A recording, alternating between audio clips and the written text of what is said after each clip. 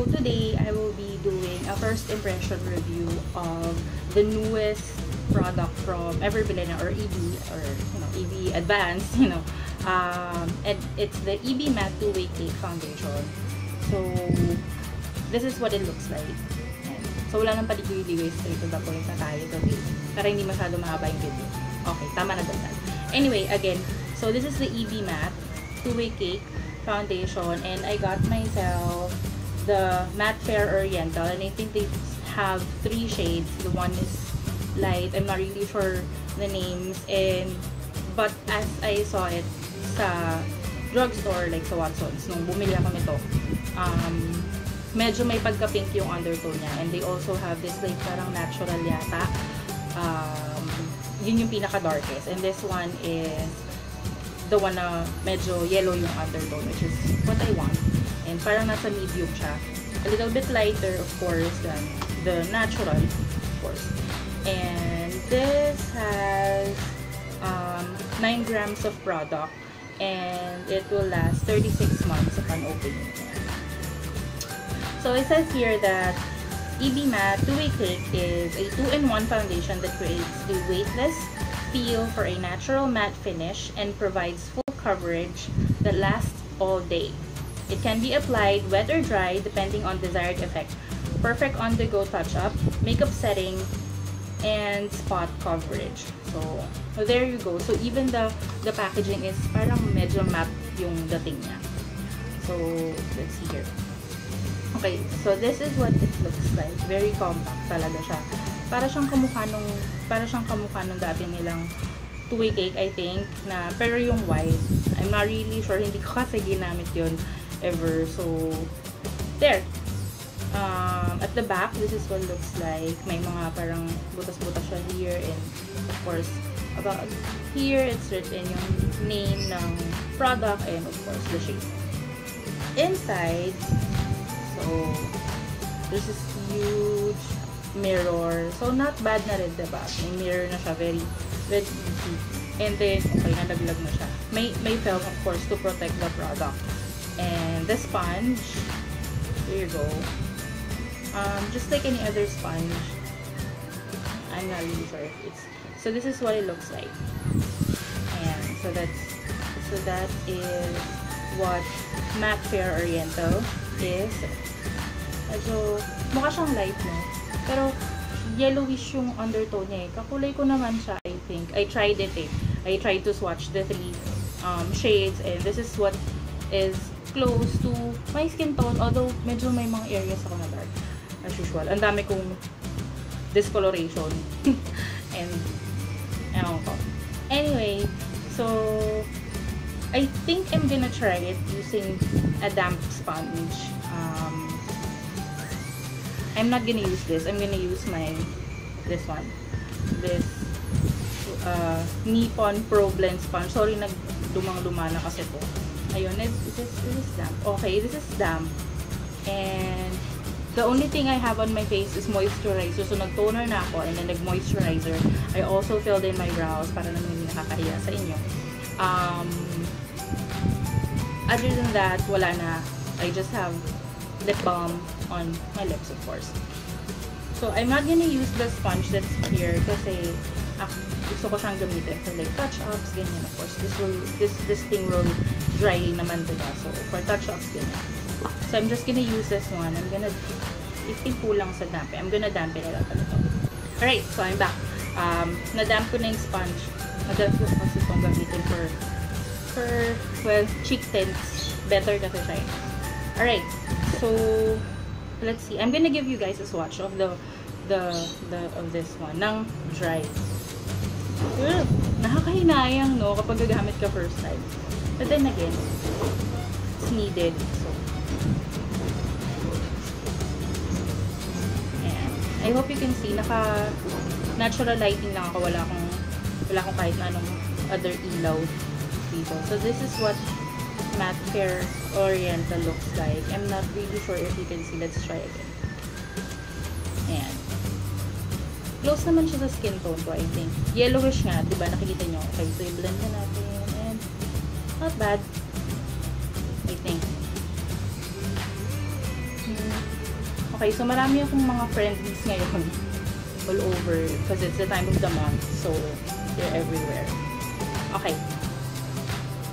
Nothing on, walang kahit na ano pang stuff sa mukha ko aside from a moisturizer. I only used Myra E moisturizer. So, magaan na yun. Okay. So, let's try it out. So, try ko muna siya dito sa first half ng face ko.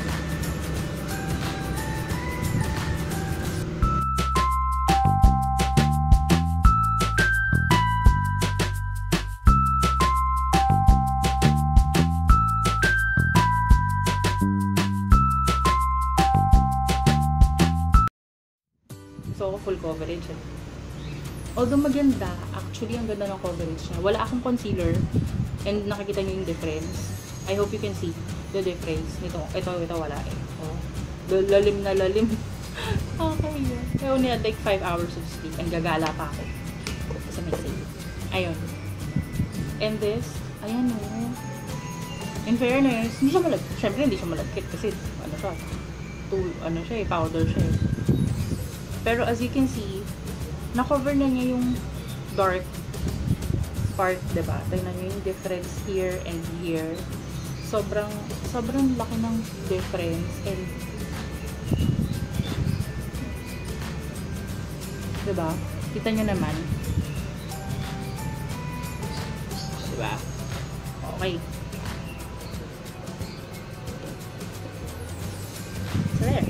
So I'm gonna apply this on the rest of my face. Para pantay na.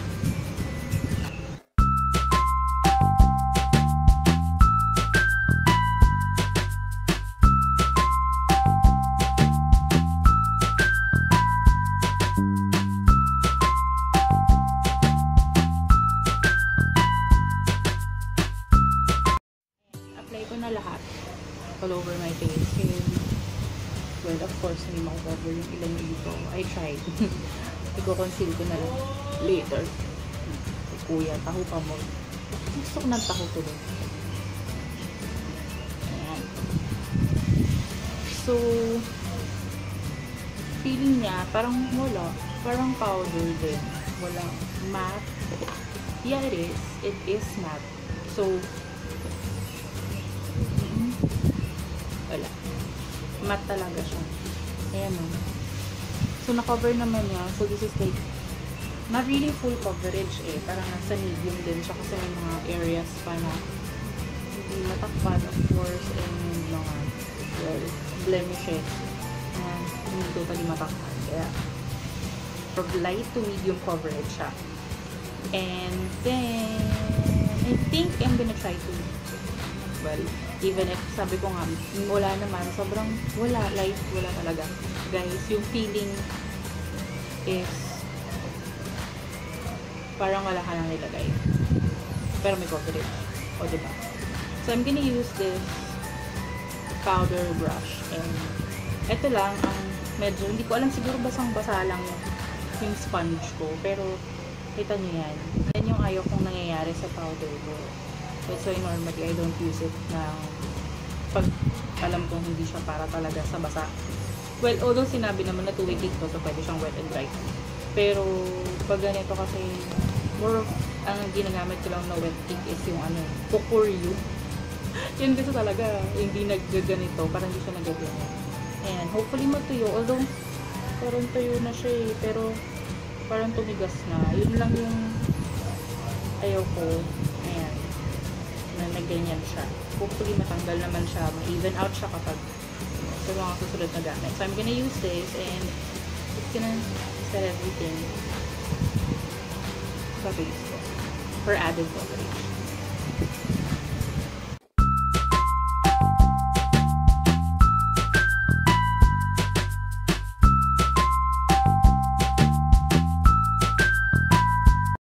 Sambahan ko pa to sa SM Bacoor. Nung nagpunta ako dun para kasama yung tita ko. Ay, nung pumunta ako sa tita ko. And nagpunta ako ng SM, Chamba. Nung una sabi ko, hindi kayo masyadong light sa mukha ko. Pero, perfect naman siya sa skin tone ko. Hindi na ako maglalagay ng concealer because hindi naman nahalata yung darkness sa ilalim ng eyes ko. Kahit pa paano. Gamitin natin to. Ayan, medyo natanggal na siya.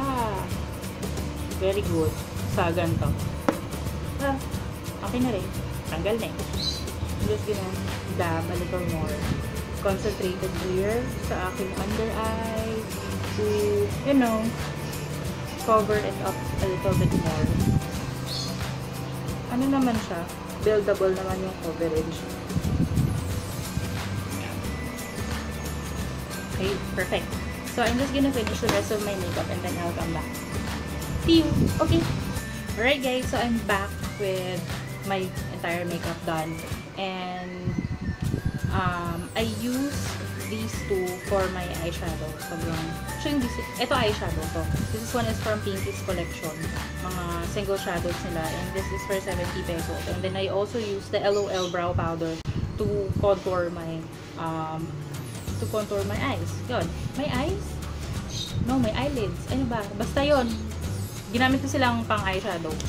So, very, very neutral lang for today. Wala. Gala-galor lang ako. And then, Cheek and Lip Tint from KJM. And Bittersweet Magenta for my cheeks. And for my lips would be the EB Matte in Dusk.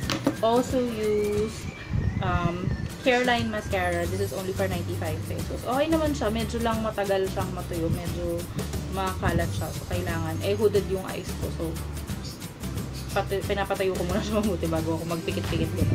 Baka, dito na sila. Ayun, everywhere.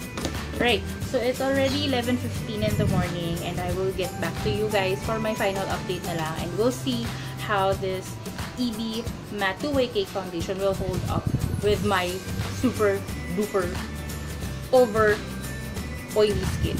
Okay guys? So, later! Right. Hi guys! So, it's been 8 hours kasi it's already 7:40 probably. I think, oo. Last check ko kasi kanina 7:30. Mga 2 minutes ago. Ayun. So this is what my face looks like after 8 hours of wearing the EB Matte Two-Way Cake Foundation. Ayun. So, okay naman. In fairness, hindi ako masyadong nag-oil up the entire day kasi lumabas ako, nainitan, the heat, the humidity, everything, change ng change, tapos naulanan pa ako kasi umulan na malakas kanina nung patawid ako from SM North to Trinoma. Ulan pa more, so basa-basa ako kanina. Ayun, so hindi pa, well, nag-blot ako one time lang kanina, siguro around 2 or 3 p.m. Okay lang, dito lang sa T-zone ko, yung usual, dito wala naman masyado. Ngayon nakikita nyo, medyo shiny yung nose ko. Rudolph the Red-Nosed Reindeer. Ayun, so shiny yung nose ko ngayon. Tinatawanan ako ng baby ko. Anyway, I have here a blotting paper, so let's see, guys. Maingay.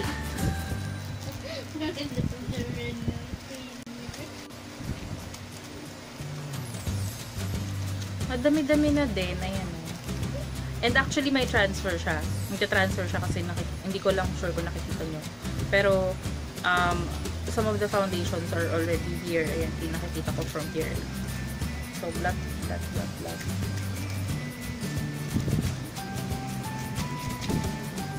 Pero not bad na din for 8 hours. Hindi naman bothering yung pagka-oily ng skin ko kanina. Kasi, parang dewy-dewy lang siya. Ganun lang yung feeling ko. Hindi naman siya yung parang malagkit na malagkit. Kasi sobrang lagkit. Anyway, hindi rin siya nag-cake up. Wala naman akong ibang nilagay eh. Nag-moisturizer lang ako, tapos yun nga lang. Diba? So, hindi naman nag-cake sa paligid ko. I just noticed nga lang na, ayun nga, so natatanggal-tanggal siya dito ng onte. Pero, okay lang, carry lang. Hindi naman halatang halata. Hindi naman siya namumuo. Hindi naman siya namumuo dito sa under eye area ko. I don't know if you can see, pero hindi naman pa masyado halata. Medyo na-fill in. Well, pinilit ko kasi na nagamitan lahat ng parts ng blotting paper. So, ayan. And, Like I've mentioned, nagto-transfer siya, pero hindi naman ganun kadami. Minimal lang. So, carry na din. And coverage, ayos. Hindi ko lang sure kung nag-oxidize siya or something, or dahil pagod lang ako, kaya parang feeling ko ang itim-itim or ang dilim-dilim ko kanina. Well, pag hindi ako ganitong lighting.